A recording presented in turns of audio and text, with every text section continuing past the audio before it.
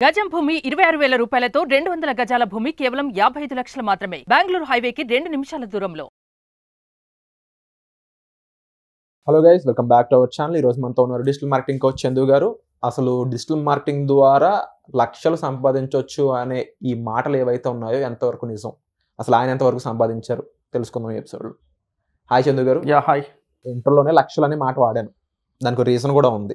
Digital marketing నుంచి నిజంగానే నెలకి లక్షల్లో సంపాదిస్తున్న వాళ్ళు నేను చూశాను. కానీ మీరు ఓపెన్గా మన ప్లాట్ఫామ్ మీదకి వచ్చి నేను కూడా ఇంతలా సంపాదిస్తున్నాను, నా దగ్గర నేర్చుకుంటే మీరు కూడా ఇంత సంపాదించవచ్చు అని ఒక ఓపెన్ స్టేట్మెంట్ ఇస్తున్నారు.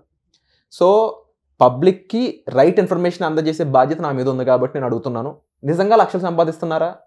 ఎలా సంపాదిస్తున్నారు? So that is a okay question. Okay, so ఇక్కడ చూసినట్టయితే లక్షలు అనేది ఏంటంటే చూసుకున్నట్టయితే పాసిబిలిటీ ఉంది. మీరు సంపాదిస్తున్నారా?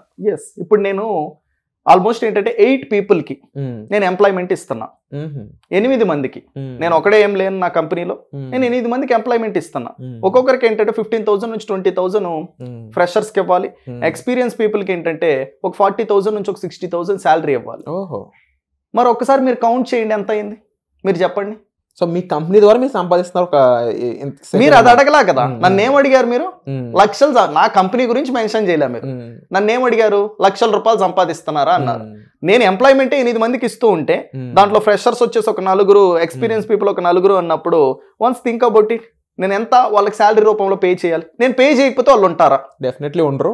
నేను లేకపోతే ఉండరు, వాళ్ళు ఉంటున్నారు ఇప్పుడు. సో ఉంటున్నారంటే నేను వాళ్ళకి ఎలా పే చేయాలి? నాకు రాకపోతే నేను పే చేయలేను కదా. అదే క్వశ్చన్ అడుగుతున్నా మళ్ళీ, వాళ్ళందరికీ మీరు ఎలా పే చేస్తున్నారు? That is the one right question.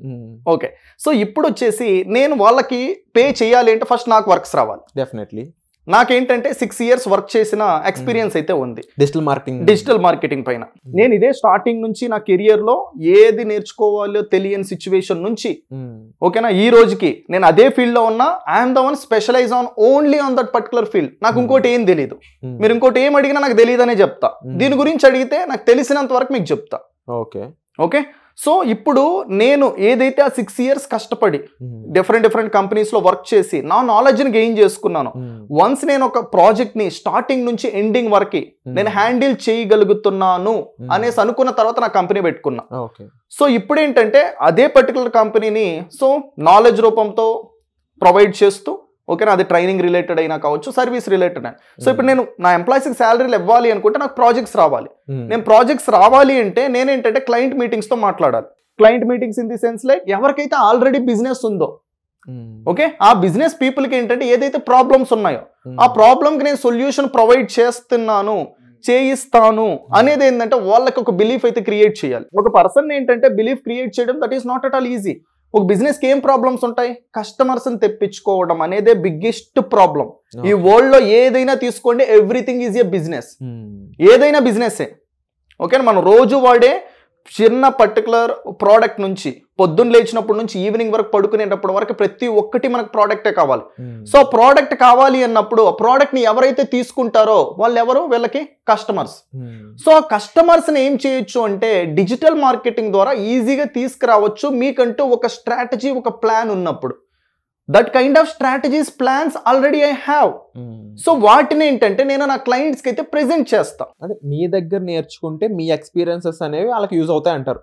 Use అవుతాయి. ఇప్పుడు ఏంటంటే మన క్వశ్చన్ వచ్చేసి లక్షల్లో సంపాదించడం. ఇప్పుడు లక్షల్లో సంపాదించడం ఈజీ ఏం కాదు.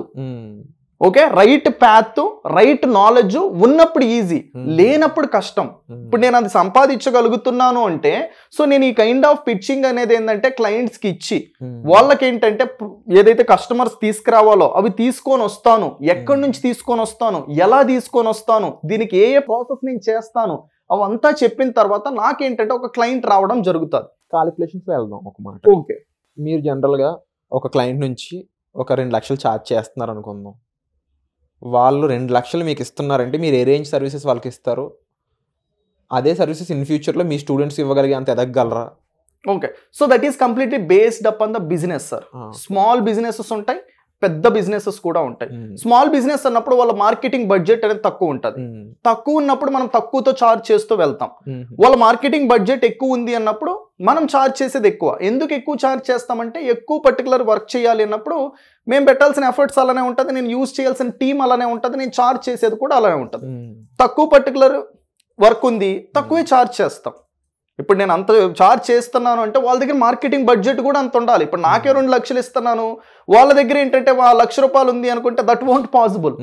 నాకు ఇచ్చేదానికన్నా ఒక 4 to 5 టైమ్స్ ఏంటంటే వాళ్ళు పెట్టగలిగితే దెన్ అప్పుడేంటంటే వాళ్ళ ఎక్స్పెక్టేషన్స్ మనం రీచ్ అవ్వచ్చు. ఓకే, సో ప్రస్తుతానికి అయితే మా డౌట్స్ అయితే క్లారిఫై చేస్తారు చందు గారు. బట్ ఇంకా రకరకాల డౌట్స్ అయితే ఉన్నాయి నాకు కూడా.